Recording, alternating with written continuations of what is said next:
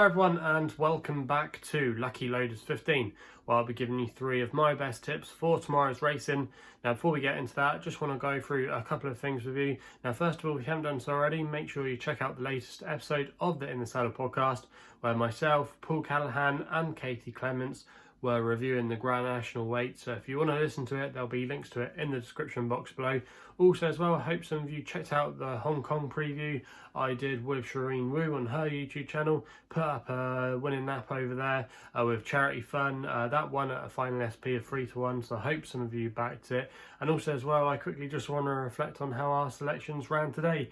It was another frustrating day, I got to admit. We have been on a little bit of a dry spell now for the last week or so. Don't think we've actually had a winner for a week, but yeah, it was just a bit of a frustrating day today. Maracuja, our nap of the day, ran a fair race, but once Embrigado, the eventual winner, joined him, he was always going to make it a stamina test over the trip, and Maracuja just didn't have the gears to go on and get past him. So yeah, that was a little bit frustrating there, but he still ran a fair race but could only finish in 3rd place.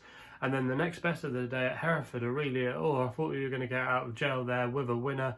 Was travelling beautifully. Ben Jones was looking round, but the other Ben in the race, Ben Post, was aboard Royal Claret, and he never gave up on her, and she just kept finding, and in the end just collared our selection in the closing stages of the race, and Aurelia could only finish in 2nd. So yeah, a little bit of a frustrating day for us today. Obviously we started off the month of February very well. You know, we had a nice little streak with the naps going on and had a few other winners as well. But yeah, like I said, the last week or so it has been pretty dry. So yeah, apologies for that, but hopefully we can turn the corner soon, and hopefully that can start tomorrow with some winners. And let's get into it then with the tips for tomorrow's racing. Like I said, I've got 3 tips for tomorrow's racing, and we're going to be going to Sandown for the first of them, which is going to be my next best, and it runs in the feature race there, the Grade 2 Jane Seymour Novices Mares Hurdle, and I'm going to go with Misty Whiskey here for Sean Byrne and Harry Fry.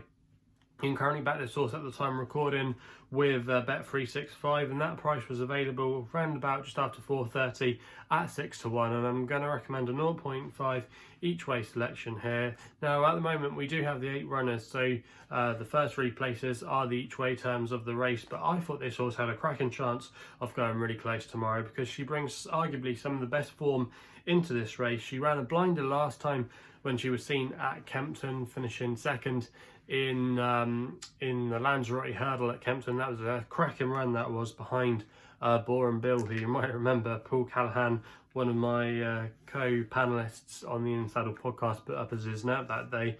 Absolute scenes. But so yeah, Misty Whiskey ran a really solid race that day to finish in 2nd place. She was at the back, but she's travelled on really strongly, and I think that's definitely going to come into play tomorrow. She'll be at the back, she'll be held up under Sean Byrne. That's her normal running style, and the pace might just set up for her tomorrow.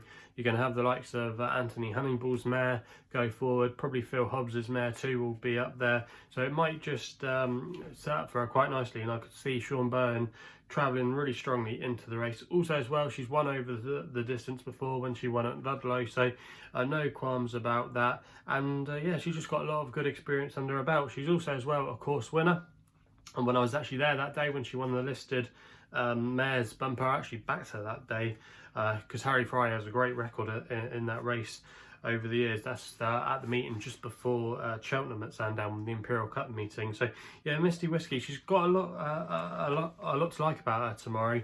The only concern, maybe Harry Fry's team haven't been in the best of form, but they can always be a bit in and out. But yeah, they could just be turning the corner now. But looking at this horse as a whole tomorrow, I thought she had a really solid profile, and I'd be disappointed if she couldn't finish in the first 3. And 6-1, I think she should be arguably a few points shorter. So that's why she's going to be my next best of the day, and I'm going to recommend a 0.5 each way selection to kick off things. We then go to Fontwell, one of my local tracks, for the 3:58 tomorrow with the nap, and I'm going to be putting up Kenny George here.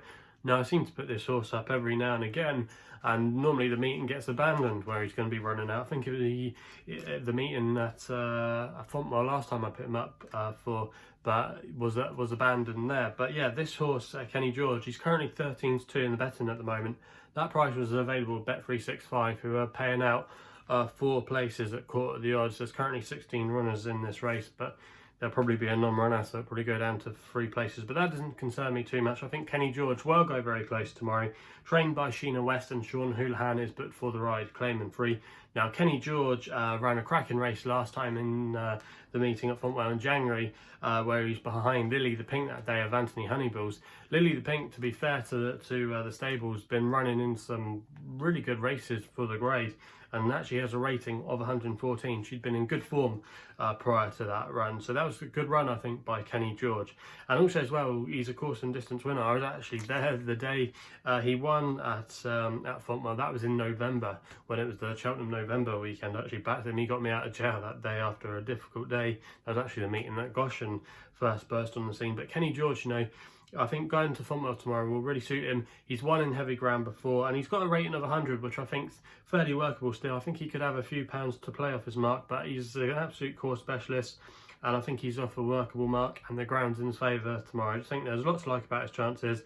And for me, Kenny George at 13-2, I think he's got a really solid chance, and that's why I'm going to recommend a 1 point each way selection as my nap of the day. So that's Kenny George in the 358. We then go to my final selection of the day, which is more going to be kind of a saver bet in the 428 at Fontwell. We stay there at the Sussex venue with a horse here called Young Turk for Alex Edwards and Itik Sadiq. Now this horse is an ex-Jigginstown cast-off, used to be with Gordon Elliott, but since he's gone to his new stable, he, to be fair to him, has been running some crackers on his last few starts. He's had 2 recent run-outs at Plumpton where he's made all from the front and put in some terrific jumping displays, and arguably I think they were slightly warmer contests than what he's going to be running in tomorrow. Now he's got a rating, official rating of 112, which I think's a workable mark on paper, and it's interesting that they're not getting a jockey that's able to claim tomorrow.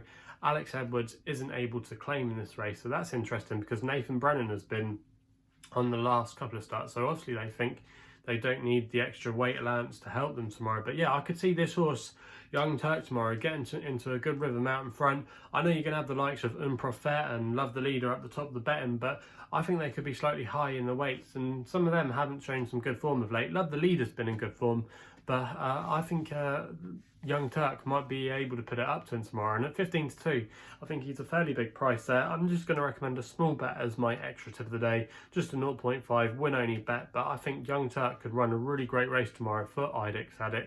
And that would definitely be, I think, his first winner for an absolute age. I can't remember the last time he had a winner.